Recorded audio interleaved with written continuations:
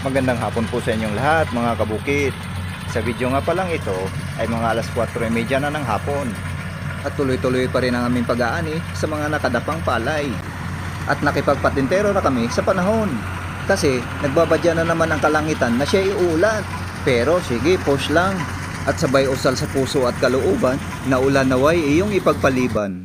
At salamat naman ng marami na ang malaki kong kahilingan ay pinagbigyan din naman. Hanggang sa ito ngay inabot na kami ng gabi. Hanggang sa ang mga kulisap, lamok, o kung anumang mga insekto ay siyang kasama na rin namin sa pag-aani. Eh di wow. Kaya't laking hanga ko nga rin sa mga operator ng reaper na ito o harvester. Dahil sa pagtansya nilang kukunti na lang at alanganin ng balikan sa araw ng bukas, ay ayaw na rin nilang tantanan. At ito na nga, talagang pinaspasan na nila. Kung panunuorin mo sila, ay parang sila ay nagkakarera na. Oh ha, 'di ba? Anong sa inyo?